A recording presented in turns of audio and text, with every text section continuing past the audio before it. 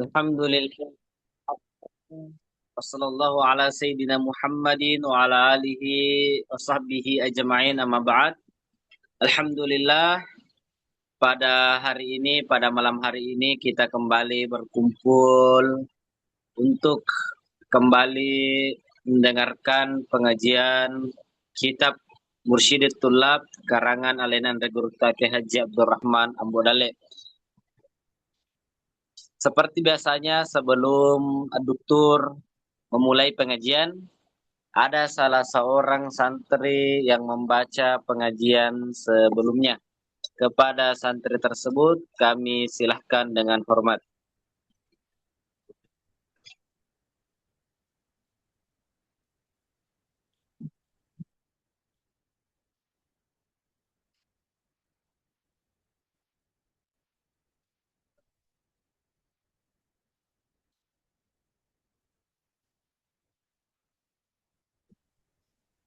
Bismillahirrahmanirrahim. Assalamualaikum warahmatullahi wabarakatuh. Waalaikumsalam warahmatullahi wabarakatuh.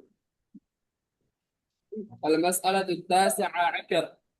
Masalah yang ke-19 fi ta'arudid dalilain, tentang perselisihan antara dua dalil. Wa fihi mabahis, dan di dalamnya terdapat beberapa pembahasan. Al-mabahasul awal, pembahasan yang pertama, fi ta'rifil ta'arud, tentang definisi at-ta'arud. Huwa qatada'ul ahadin nassaini, yaitu makna yang dikandung salah satu dua nas. Khilafa ma tastad'ihi tsani, menyelisihi apa yang ditunjukkan oleh nas yang kedua. Ka wa ulatil ahmal aradat walladzina yatawaffawna atas, seperti ayat wa ulatil ahmal, itu bertentangan dengan walladzina yatawaffawna yang telah ada. Al-mabahas tsani fi ma yuf'alu fi ta'arud. Pembahasan yang kedua yaitu apa yang dilakukan terhadap at-ta'arud. Ta'arudun nassaini fil ahkami, perselisihan dua nas pada hukum. Yajibu wahidun minal aqsam, wajib kita melakukan atau menindakinya seperti hal-hal berikut. Ahaduha, yang pertama, al-hukmu, hukum bisyarhi ma sabaqa, menghapuskan nas yang terdahulu. In ulimat tarikh, jika diketahui waktunya. Fihi mastuhik, penetapan hukum keduanya. Wa in jahlina wa wa in jahalna waqta kullin qad qamin, kalau kita tidak tahu waktu kapan nas itu ditetapkan, al hukmu fihi ma bisani hastabil, maka hukum tersebut ditindaki dengan langkah kedua. Wa yaitu anturajjiha alladhi yasih, menguatkan atau mentarjih yang paling kuat, nas yang paling kuat. Bimaujibin qad iqtadahu yattadih, dengan petunjuk yang telah jelas. Wa iyyakun tarjihuna qalin hadar, dan jika adanya tarjih atau penguatan itu tidak bisa, fahkum biqismin thalithin haitsu dhahar, maka hukumilah atau ambillah hukum dari nas itu dengan langkah ketiga. Imkanu jam'in baina kullin minhuma, yaitu menggabungkan kedua dalil tersebut. Wa haitsu la imkana fa'dil anhuma, dan jika tidak mungkin untuk dijamak atau digabungkan, maka tinggalkanlah keduanya. Di akhdhi naw'in ghairiha haitsu hasal, untuk mengambil langkah selainnya kalau ada. Wa bi haitsu istidlalu ma huwal aqal, atau mengambil dalil yang paling kecil yang petunjuknya setidaknya ada. Khalas. Masya Allah, barakallahu fiik. Ya, baik, itulah tadi pembacaan di pengajian sebelumnya oleh Ananda Muhammad Fadil Aqsa Hidayat. Selanjutnya untuk mengefisienkan waktu, kami silakan kepada Ad-Doktor Al-Hajj Umar Mansur Ar-Rahimi untuk melanjutkan pengajian sebelumnya. Tafadhal Syekh. Bismillahirrahmanirrahim. Alhamdulillahi Rabbil Alamin. Wassalatu wassalamu ala ashrafil anbiya wal mursalin. Wa ala alihi wa sahbihi wa man tabi'ahum bi ihsanin ila yaumiddin. Amma ba'd. Alhamdulillah kita kembali melanjutkan kajian kita pada malam hari ini. Lanjutan pembahasan kitab Mursyidit Thullab karya Andre Guruta Abdurrahman Ambodalli rahimahullah ta'ala rahmatan wasi'ah. Kita masih pembahasan tentang pertentangan dua dalil. Ketika ada dua dalil, tentunya yang bertentangan secara zahir saja. Tidak ada pertentangan secara hakiki. Ya. Tapi nampak dari dua dalil itu seolah-olah bertentangan. Makanya ulama menjelaskan apabila ada dua dalil, baik itu Al-Quran dengan Al-Quran, Al-Quran hadis dengan hadis, Al-Quran dengan hadis. Ketika ada dua dalil atau lebih yang nampaknya bertentangan, maka ada beberapa langkah yang harus ditempuh. Ya, yang harus diamalkan. Di sini Andre Guruta sebutkan 4. Ya, sebutkan 4 langkah. Yang pertama, kalau diketahui mana yang lebih dahulu disampaikan, disebutkan hukumnya, mana yang belakangan, maka yang lebih dahulu dinasakh dengan yang belakangan. Hukum yang terdahulu dihapus dengan hukum yang belakangan. Jadi kalau yang pertama mengatakan tidak boleh, kemudian ada dalil mengatakan boleh, maka yang pertama dinasakh. Seperti hadis Nabi SAW, kuntu nahaitukum an ziyaratul kubur ala fazuruha innaha tudzakirukumul maut. Jadi sebelumnya ada larangan. Dalil-dalil larangan menziarahi kubur. Kemudian ada perintah. Maka kita mengatakan larangan hukumnya telah diangkat, dihapus dengan dalil yang membolehkan karena lebih belakangan. Ini sudah dibahas di pembahasan nasikh wal mansukh, syarat-syaratnya, bagaimana caranya. Kemudian, kalau dua dalil ini yang nampaknya bertentangan, tidak diketahui mana yang lebih dahulu, mana yang belakangan, maka kita pindah ke langkah yang selanjutnya, yaitu dengan mentarjih. Dengan mentarjih. Ya, nanti ada pembahasan berikutnya tentang tarjih itu, bagaimana cara mentarjih. Kemudian kalau ternyata tidak bisa ditarjih karena sama-sama kuat, maka pindah ke langkah yang selanjutnya, yaitu dengan menjamak atau memadukan kedua dalil tersebut.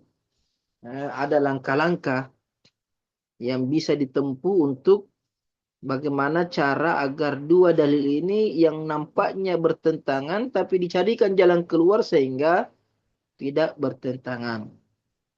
Seperti kalau ada larangan, kemudian ada perintah.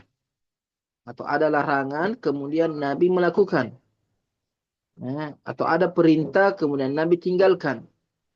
Ketika ada perintah, kemudian Nabi tinggalkan, perintah berarti wajib. Tapi ketika ada dalil bahwa Nabi meninggalkan perintah itu, berarti perintah itu hukumnya sunnah. Perintah itu hukumnya sunnah, tidak wajib. Karena Nabi tinggalkan. Nabi tidak mengamalkannya. Kalau seandainya itu wajib, Nabi tidak mungkin meninggalkannya. Atau ada larangan, kemudian Nabi kerja. Nabi pernah melarang, kemudian tiba-tiba Nabi melakukannya. Berarti larangan itu bukan berarti haram. Larangan itu mungkin hanya sebatas anjuran agar ditinggalkan atau sebaiknya ditinggalkan. Tapi kalau ada keadaan tertentu maka dibolehkan. Artinya banyak metode untuk menjamak atau memadukan dua dalil yang nampaknya bertentangan. Ini ada pembahasan khusus, tapi di sini sepertinya Andre Guruta tidak menyebutkan ini tentang langkah-langkah menjamak. Andrei Kuruta hanya menyebutkan langkah-langkah mentarjih. Langkah-langkah mentarjih. Tidak menyebutkan langkah-langkah menjamak. Ya. Padahal ini luas juga pembahasannya. Bagaimana cara menjamak atau memadukan dua dalil yang nampaknya ta'arud, ini pembahasan yang luas juga. Sama seperti tarjih. Pembahasan yang luas. Tapi di sini diusahakan sesingkat mungkin atau seringkas mungkin, karena memang kitab ini kitab ringkasan, bukan kitab yang menjelaskan secara detail semua pembahasan. Hanya sebatas penjelasan untuk pemula saja. Kalau ternyata tidak bisa juga, artinya memadukan dua dalil ini sesuatu yang tidak memungkinkan, tidak sampai ke situ, atau tidak atau si peneliti tidak mampu untuk mencari jalan tengah untuk kedua dalil tersebut karena mungkin kelemahan ilmunya, karena dia luput dengan hal-hal tertentu sehingga menganggap tidak mungkin dipadukan, maka langkah keempat adalah meninggalkan kedua dalil tersebut. Tidak mengamalkan kedua dalil tersebut. Karena mau diamalkannya mana? Tidak tahu mana yang harus ditinggalkan. Tidak tahu cara memadukannya. Maka ditinggalkan. Atau istilahnya tawakuf. Dia tidak mengamalkan kedua dalil tersebut sampai ada petunjuk. Di kemudian hari, besok, ketika dia bertemu orang, dia berdiskusi, kemudian dia mendapatkan jalan keluar dari dua dalil ini, maka dia amalkan sesuai dengan apa yang didapatkan. Jadi mungkin hari ini dia tidak tahu mana yang dahulu, mana yang belakangan. Besok-besok dia tahu, oh yang pertama ini, yang belakangan ini. Akhirnya dia menasah. Atau hari ini dia tidak bisa mentarjih, besok dia mungkin ada ilmu baru, dia baca buku, dia ketemu orang lain, dia berdiskusi, oh dia bisa mentarjih. Nanti dia tarjih. Hari ini dia tidak bisa menjamak, menggabungkan dua dalil. Tapi setelah dia banyak bacaan, dia banyak ketemu orang, dia diskusi, dia dapatkan jalan keluar. Makanya metode yang keempat ini, tawakuf ini, tidak mengamalkan kedua dalil, artinya menunggu sampai ada petunjuk-petunjuk yang bisa menguatkan salah satu dari keduanya, atau ada petunjuk untuk memadukan dua dalil tersebut.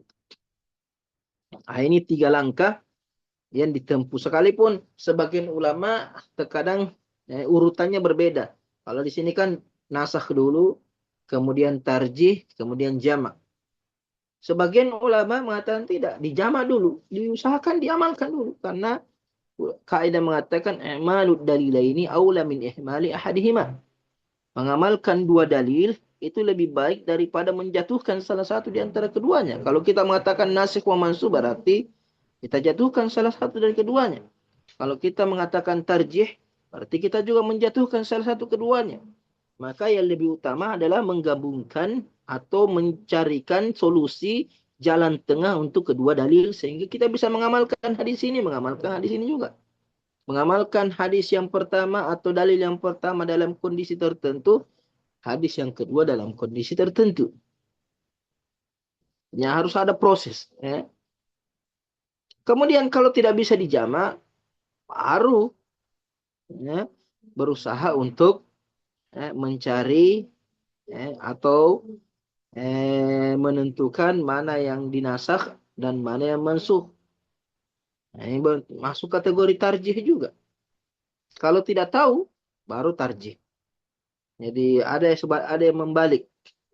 Jamak dulu, di al-jam'u dulu, imkaniyatul jam', yajma' idza kana yumkinul jam', kemudian nasu wa mansukh, kemudian tarjih. Kalau dia tidak bisa tarjih, baru tawakuf. Jadi dari segi urutan 1, 2, 3 ini terkadang ulama berselisih mana yang didahulukan. Kemudian pembahasan kita pada malam hari ini al-mabhath tsalits, fi ta'rifit tarjih. Definisi tarjih. Apa yang dimaksud dengan tarjih? Ya, itu langkah yang kedua yang disebutkan oleh Andre Guruta dalam masalah ini. Atau dalam pembahasan ini. Tarjih. Apa itu tarjih?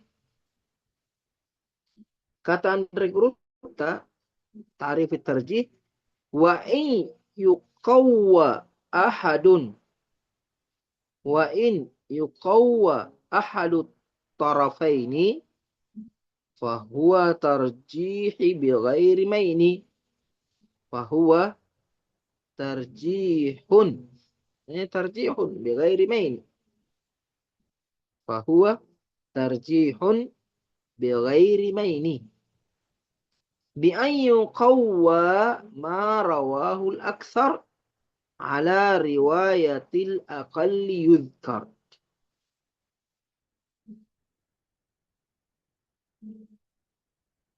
Kata Andre Gupta, wa in yuqawwa ahadut tarafaini, wa in yuqawwa ahadu at-tarafaini, kalau dikuatkan salah satu dari dua dalil, tarafaini ini dalil pertama dan dalil kedua. Ya.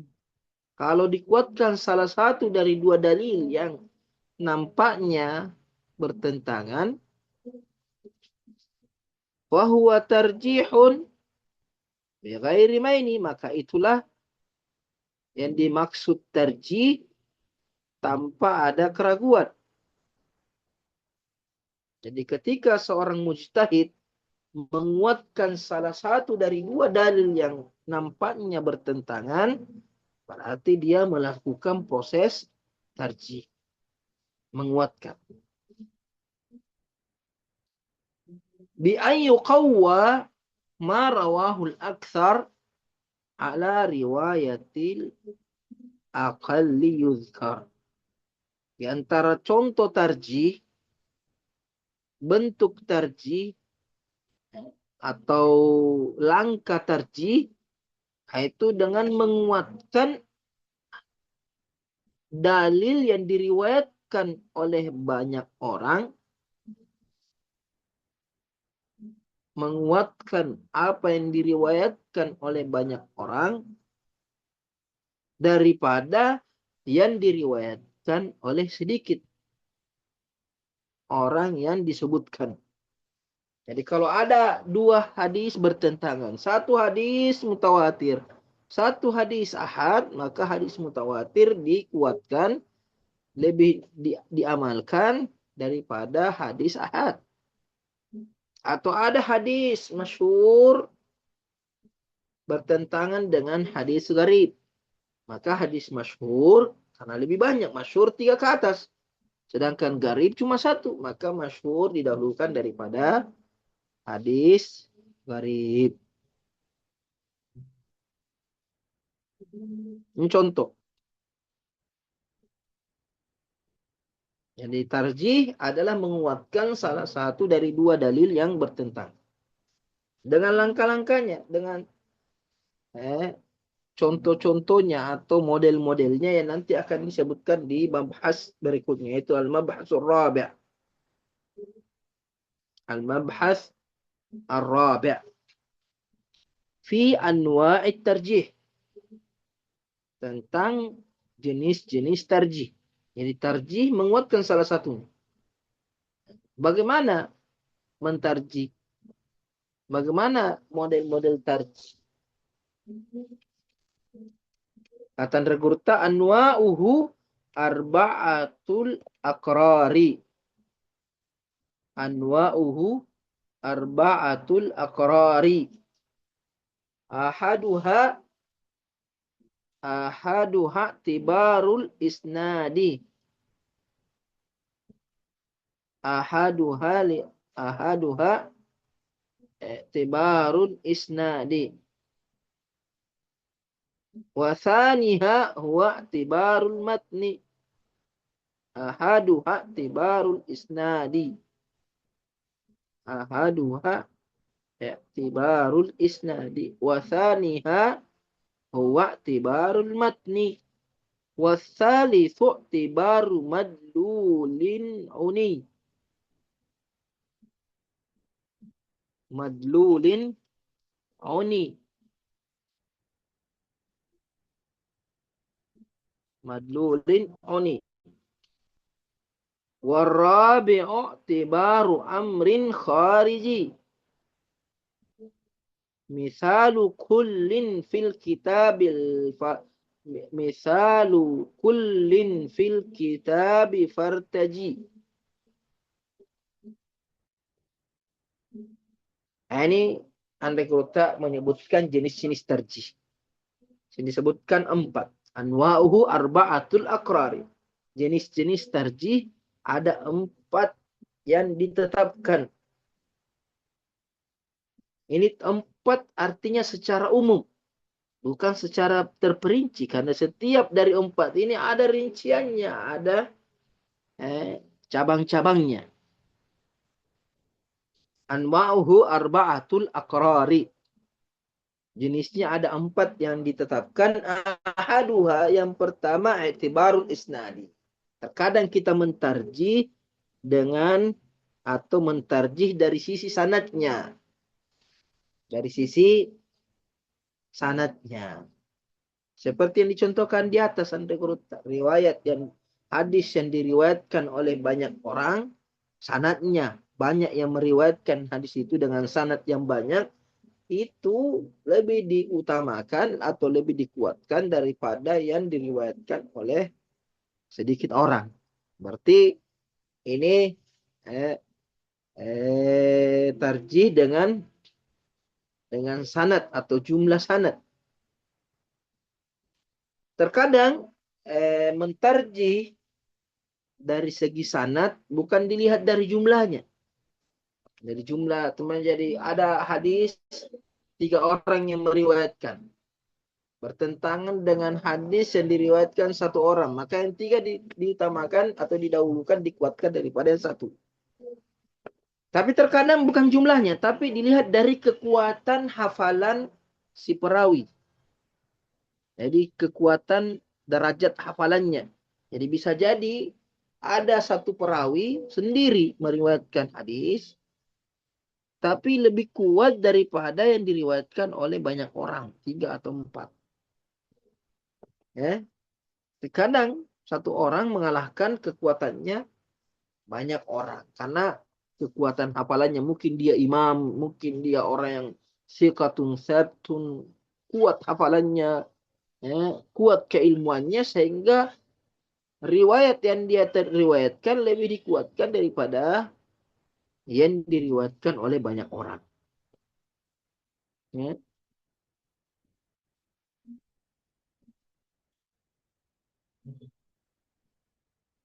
Terkadang tarjih sesuai dengan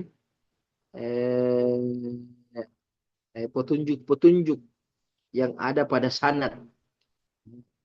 Dan tentunya ini penjelasannya panjang sekali. Ini berkaitan dengan ilmu hadis.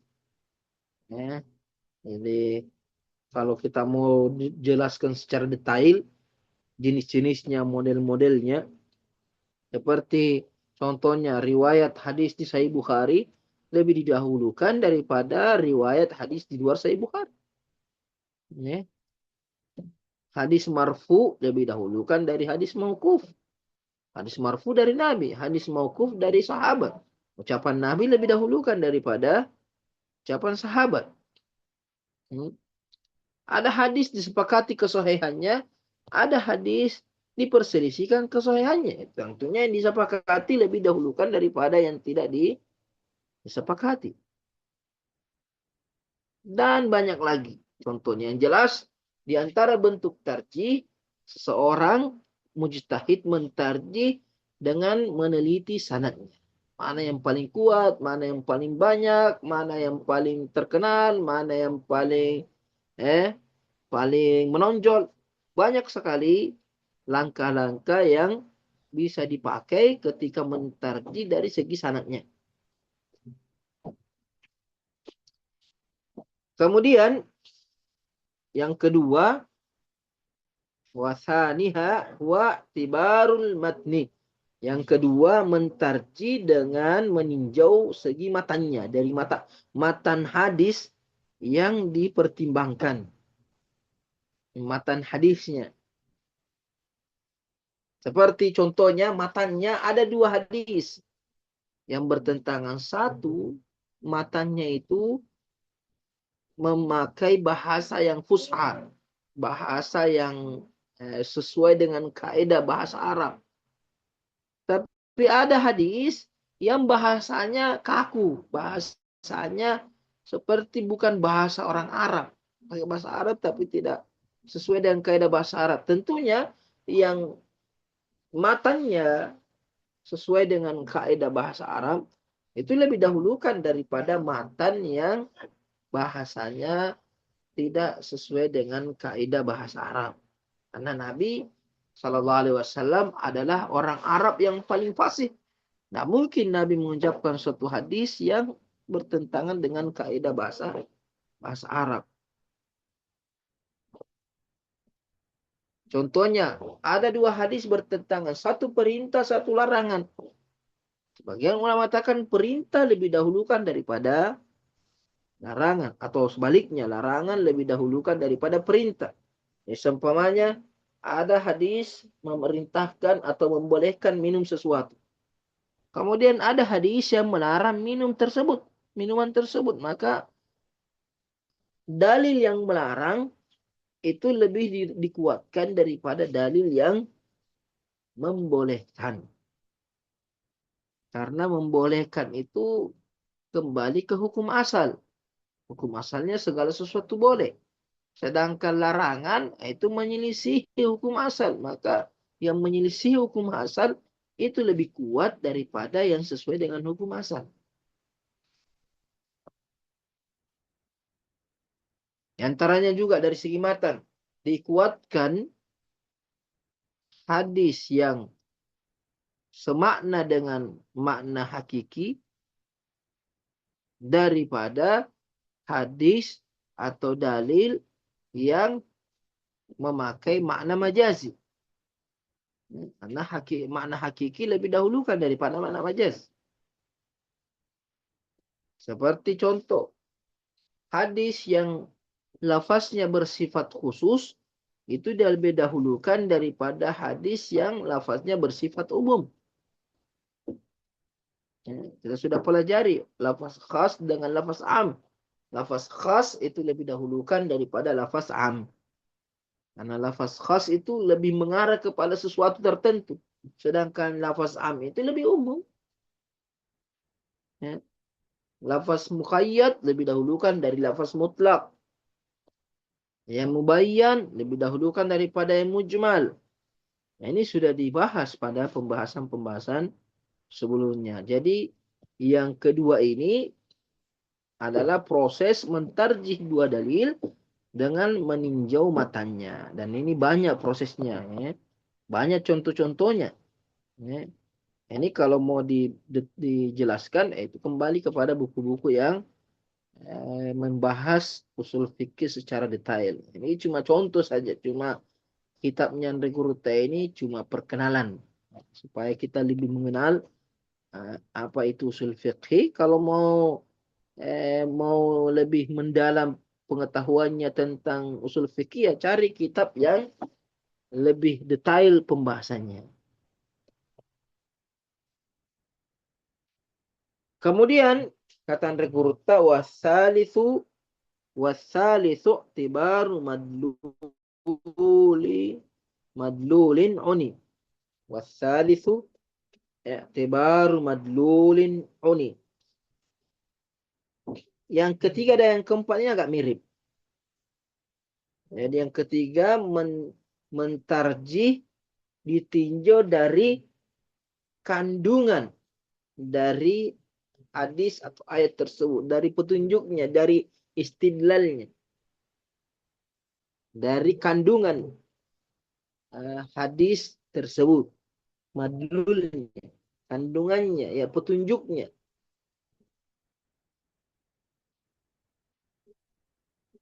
Maksudnya Itu mentarjih antara dua nas, dua dalil, sesuai dengan petunjuk lafaz atau hukum yang dikandung oleh dalil tersebut. Yaitu apakah ada dalil yang membolehkan, ada dalil yang memakruhkan, ada dalil yang mengharamkan, ada dalil yang mengatakan sunnah, ada dalil yang mengatakan wajib. Jadi ini namanya madulnya.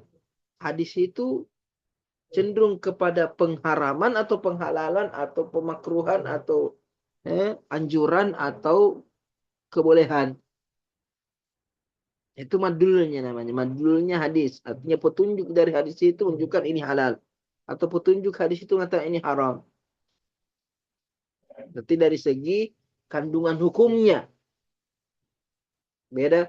Kalau yang kedua tadi ditinjau dari bentuk-bentuk atau model-model atau bahasa dari matan hadis tersebut. Kalau di sini yang ketiga adalah kandungan hukumnya. Di antara cara mentarjih ditinjau dari kandungan hukumnya, seperti tadi contohkan, yang melarang, dalil yang mengharamkan atau yang memakruhkan lebih didahulukan daripada yang membolehkan.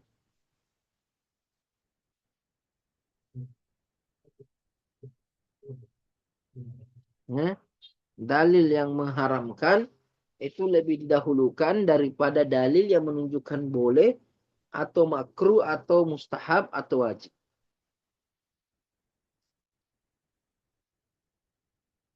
Ada juga di antara bentuk ini banyak modelnya dan ada juga perselisihan dalam hal ini. Kaidah-kaidah ini disepakati, ada yang diperselisihkan.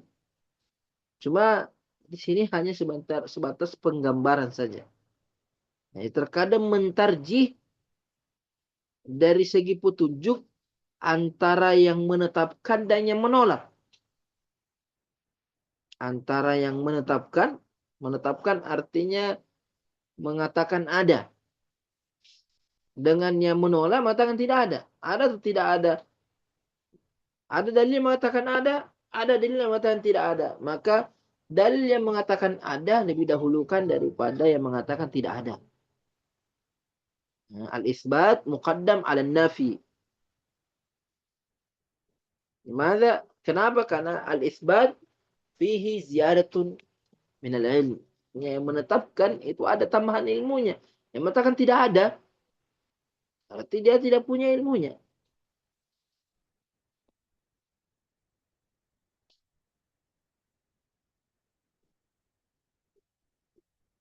Seperti contohnya, hukum yang menunjukkan keringanan atau dalil yang menunjukkan hukum keringanan lebih dahulukan daripada dalil yang menunjukkan hukum yang berat.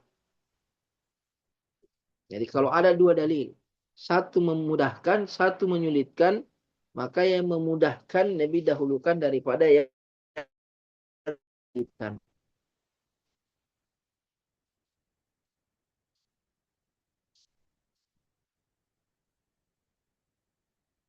Dan banyak lagi contoh-contohnya. Ini cuma sebagian saja disebutkan. Bagaimana mentarjih ditinjau dari kandungan hukum dalil tersebut. Atau dua dalil yang bertentangan.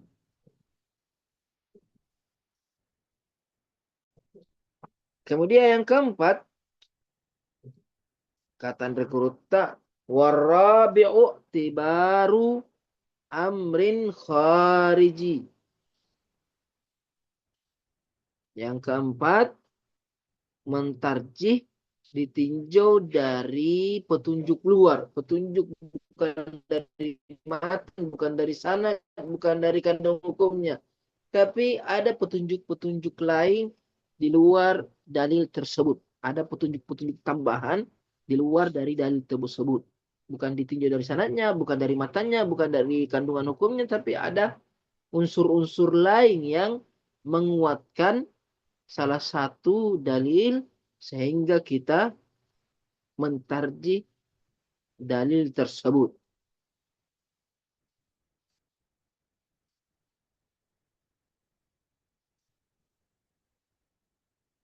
Di antara modelnya ini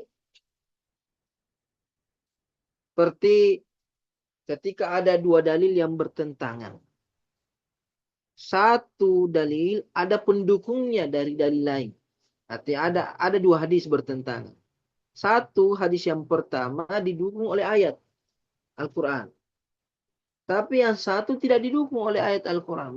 Maka yang ada dukungan atau ada penguat dari ayat Al-Quran lebih dahulukan daripada yang tidak ada penguatnya dari ayat Al-Quran. Atau ada hadis diperkuat dengan hadis yang lain. Sedangkan yang satu tidak ada penguatnya dari hadis yang lain. Maka yang ada penguatnya dahulukan daripada yang tidak ada penguatnya. Atau ada dua hadis bertentangan. Satu hadis sesuai dengan ijma atau ada ijma yang menguatkannya. Sedangkan hadis yang kedua tidak ada ijma yang menguatkannya. Maka yang dikuatkan oleh ijma itu lebih ditarjih, dikuatkan daripada yang tidak didukung oleh ijma atau qiyas atau akal atau hissi, yang sesuatu yang dilihat atau yang didengar atau yang dirasakan. Artinya kita menguatkan salah satu dari dua dalil ini karena ada unsur-unsur lain. Baik itu ada ayat Al-Quran yang mendukung, ada hadis yang mendukung, ada ijma, ada qiyas, dan dalil-dalil yang lain sebagai pendukung salah satu dari keduanya sehingga kita menterjih yang ada pendukungnya.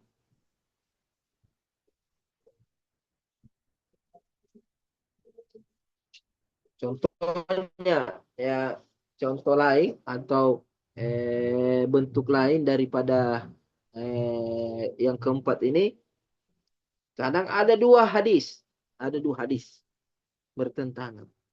Salah satu hadis ini itu diamalkan oleh para sahabat, diamalkan oleh Abu Bakar, Umar, Utsman, Ali, Khulafaur Rasyidin. Sedangkan hadis yang lain itu tidak ada sahabat yang mengamalkannya. Maka hadis yang diamalkan oleh para sahabat itu lebih dikuatkan daripada hadis yang tidak diamalkan oleh para sahabat. Atau sama-sama diamalkan. Ini hadis ada yang mengamalkan. Ini hadis juga ada yang mengamalkan. Tapi yang pertama diamalkan oleh banyak sahabat. Yang kedua diamalkan satu dua orang saja. Maka yang banyak diamalkan oleh para sahabat itu lebih diutamakan, dikuatkan daripada yang diamalkan dari sebagian kecil saja sahabat Nabi Shallallahu Alaihi Wasallam.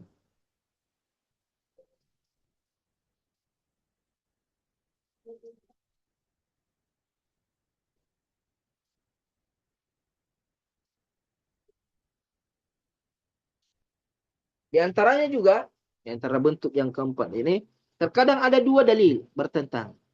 Dalil yang pertama itu menyebutkan alasan. Kenapa diharamkan, kenapa dibolehkan. Sedangkan dalil yang kedua itu tidak menyebutkan illat, alasannya. Maka yang menyebutkan alasan, ilahnya, dalil yang mencantumkan alasan, illat hukum, dalil alasan hukum, itu lebih dikuatkan daripada yang tidak menyebutkan alasan hukumnya.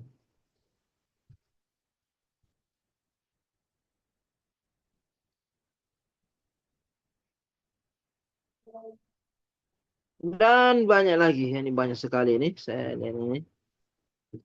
Contohnya, tapi itu saja. Nah, empat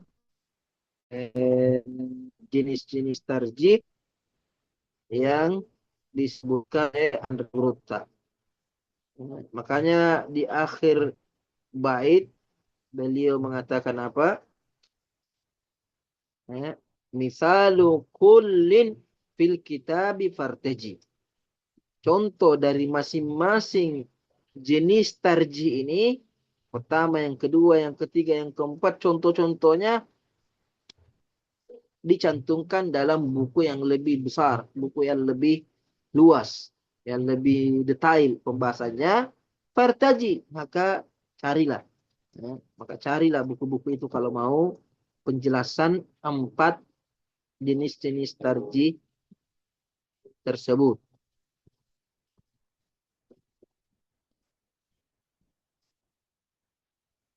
Kemudian pembahasan yang kelima, al-mabhasul khamis, pembahasan terakhir, itu fi syurutit tarjih.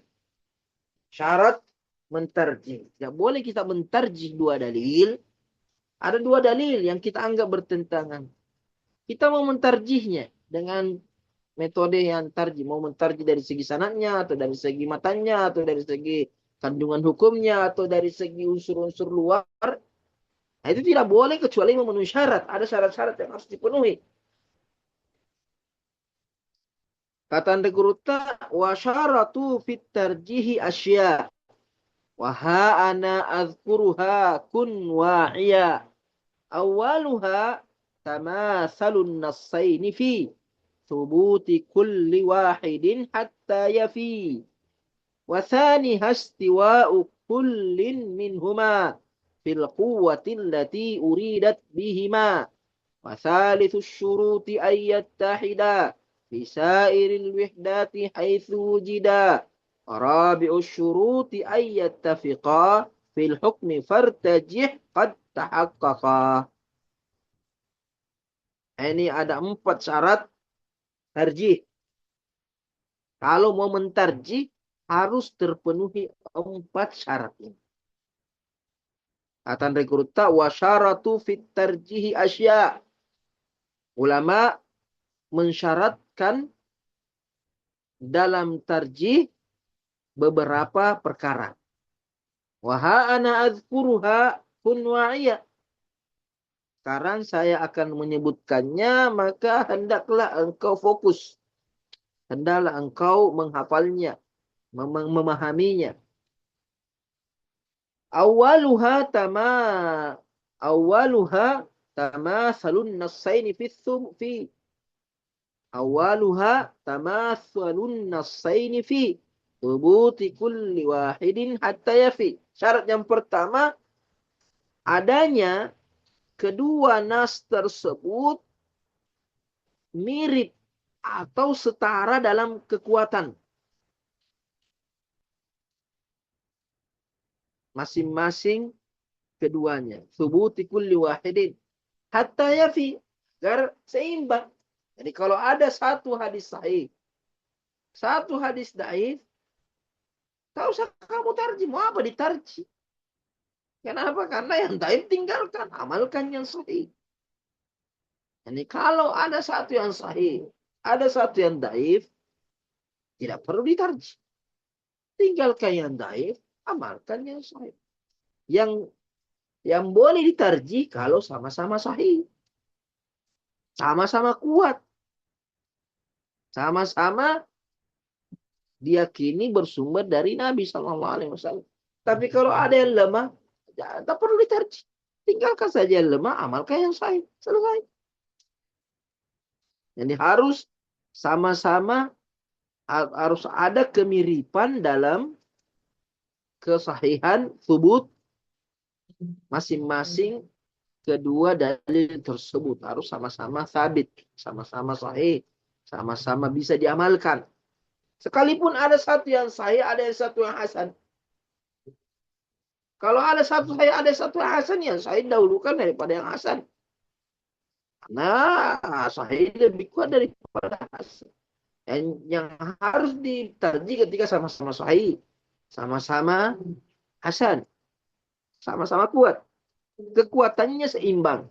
Maksudnya pertama, kekuatan. Jadi kalau satu ayat Al-Quran, satu hadis, maka ayat Al-Quran dahulukan daripada hadis. Contohnya saya contoh saja. Supaya memenuhi syarat tarjih.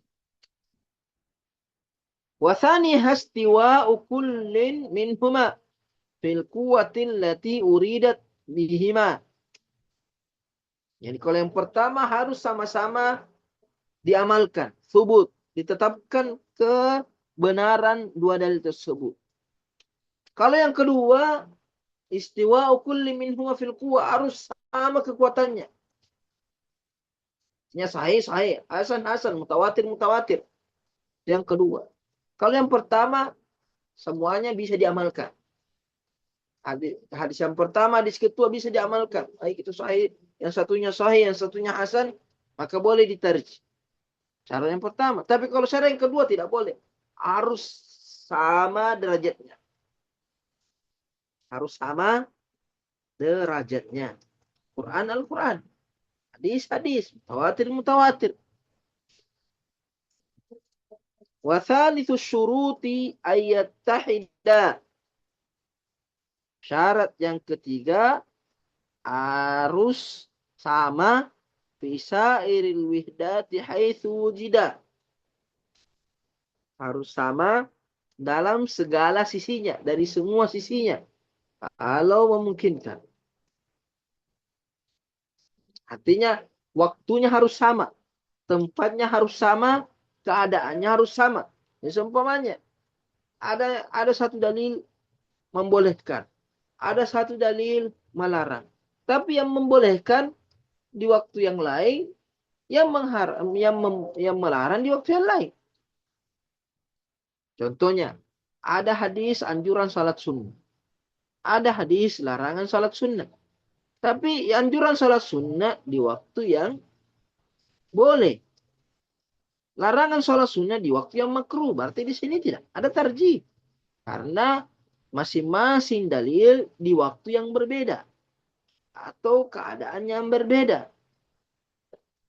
Makanya mentarjih itu kalau keadaannya sama. Waktunya sama, kondisinya sama, tempatnya sama. Itu harus sama dalam segala sisi. Nah, terkadang ada hadis melarang, tapi maksudnya dilarang di waktu tertentu. Ada hadis yang memerintahkan, tapi memerintahkan di waktu yang tertentu. Berarti di sini tidak ada pertentangan. Tidak perlu ditarjih, karena satu arahnya ke A, satu arahnya ke B. Dia tidak bertentangan. Sekalipun satu larangan, satu membolehkan, tapi yang melarang untuk orang tertentu, yang membolehkan untuk orang tertentu. Contohnya. Warabi'us syuruti ayyattafiqah fil hukmi. Ayyattafiqah fil hukmi fattarjihu qad tahaqqaqa. Syarat yang keempat, harus sepakat dalam hukum. Harus sepakat dalam hukum. Tidak boleh diterjih. Maka tarjih sudah terpenuhi. Contohnya sama hukumnya. Seumpamanya ada satu membolehkan. Ada satu dalil membolehkan. Satu dalil melarang. Tapi yang membolehkan tentang sholat, yang melarang tentang puasa. Tidak sama itu nanti. Satu membahas tentang sholat, satu membahas tentang puasa. Berarti tidak ada pertentangan. Atau satu berkaitan dengan sholat fardu, satu berkaitan dengan sholat sunnah. Seperti wajib menghadap kiblat. Ada dalil sholat harus menghadap kiblat. Ada dalil salat boleh tidak menghadap kiblat. Apakah terjadi pertentangan? Tidak terjadi pertentangan. Kenapa? Karena yang mewajibkan salat menghadap kiblat itu salat fardu. Salat wajib harus menghadap kiblat. Tapi kalau salat sunnah tidak wajib menghadap kiblat. Berarti di sini tidak sepakat dalam hukum. Kenapa? Karena satu berkaitan dengan salat fardu, satu berkaitan dengan sholat sunnah. Jadi tidak perlu ditarjih. Tidak boleh ditarjih. Kenapa? Karena tidak sepakat dalam hukum. Dua dalil ini tidak sepakat atau tidak sama dalam hukumnya. Beda hukumnya. Satu sholat, satu puasa. Satu sholat sunnah, satu sholat fardu. Kalau 4 syarat ini terpenuhi, maka tarjih juga terpenuhi. Baru bisa kita memproses mentarjih. Dari dalilnya sama-sama kuat, sama-sama diamalkan, yang kedua dalilnya sama-sama kuat, kemudian sama dari segala segi, tempat, waktu, keadaan, personnya juga sama, orangnya sama. Mungkin ada perintah larangan, tapi untuk selain Nabi ada kebolehan untuk Nabi seperti puasa wisal. Puasa wisal ada dalil membolehkan, tapi untuk Nabi ada dalil yang melarang, tapi untuk sahabat. Berarti di sini tidak ada terjadi karena arahnya beda. Tujuan objek dalil tersebut berbeda. Nah, ini pembahasan yang dikumpulkan tentunya ini kaidah. Sebenarnya harus ada contoh-contoh untuk setiap, tapi kalau kita kasih contoh-contoh mungkin agak berat. Ya. Ya. Kita diberikan contoh-contoh dalam prakteknya, hukum fikihnya itu agak berat. Ya, ada buku itu memang khusus. Eh, ada buku tapi besar, bukunya besar tentang metode tarjih, bagaimana mentarjih dua dalil, kemudian dia sebutkan masing-masing kaidah dengan contoh hukumnya, prakteknya langsung. Nah, ini tentu butuh waktu yang lama untuk membaca kitab tersebut dan levelnya agak lebih tinggi karena harus menguasai semua ilmu karena tarji ini bukan cuma fikih yang harus dia kuasai, dia harus kuasai ilmu hadis, dia harus kuasai ilmu tafsir, dia harus kuasai ilmu bahasa. Karena ilmu ini memang untuk mujtahid, itu seorang mujtahid atau muttabi. Tapi ini sebagai langkah awal agar kita paham gambaran umumnya usul fikih, tujuannya usul fikih, manfaatnya usul fikih.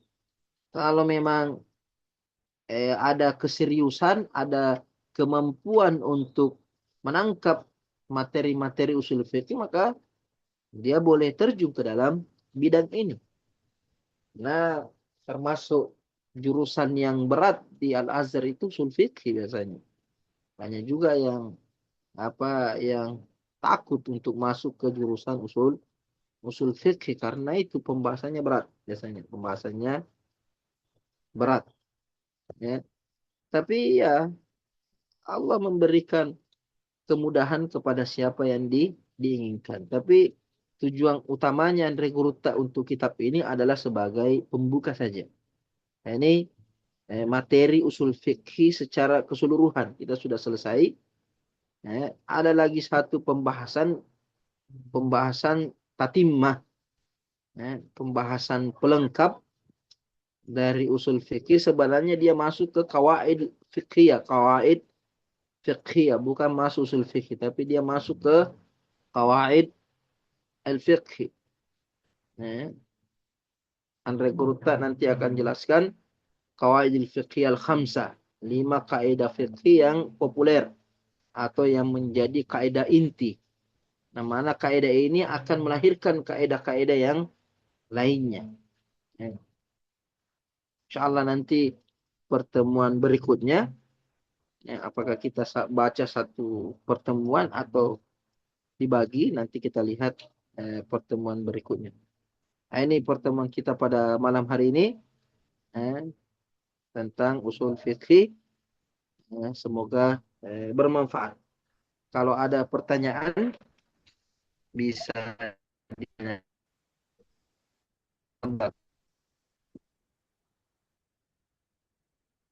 Baik, itu tadi penjelasan oleh Arthur tentang tarjih, masalah tarjih.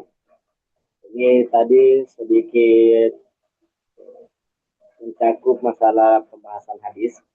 Oleh karenanya dari pembahasan tadi kemungkinan ada di antara para santri yang ingin bertanya, kami silahkan. Silakan mengaktifkan mic-nya bagi teman-teman yang ingin bertanya.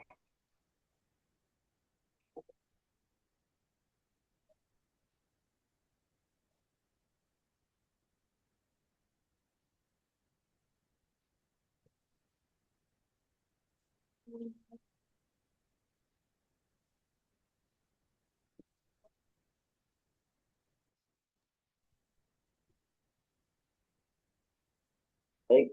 karena tidak ada yang konteksnya, maka kami menganggap bahwasanya santri tidak ada yang bertanya. Nah, Kemudian kami kembali memohon kepada tutur untuk memimpin doa. Habis ya. nah. Bismillahirrahmanirrahim. Alhamdulillah Rabbil Alamin. Salatu wassalamu ala ashrafil anbiya wa mursalin wa ala alihi wasallam. Allahumma inna nas'aluka bi'annaka anta Allah la ilaha illa anta al-ahadus samad alladzi lam yalid wa lam yulad wa lam yakul lahu kufuwan ahad. La ilaha illa anta subhanaka inni kuntu minadh dhalimin. Allahumma 'allimna ma yanfa'una wa anfa'na ma 'allamtana. Allahumma rabbi zidna ilma. Allahumma rabbana zidna ilma. Allahumma inna na'udzubika min ilmin la yanfa' wa Amin. min qalbin la yakhsha wa min nafsin la tashba' wa min du'ain la yustajabu lah. Allahumma ighfir lana wa liwalidayna warhamhuma kama rabbayana shighara. Allahumma rabbana atina fid dunya hasanah wa fil akhirati hasanah wa qina adzaban nar. Wa sallallahu ala sayyidina Muhammad wa ala alihi wa sahbihi wa sallam. Alhamdulillahi rabbil alamin.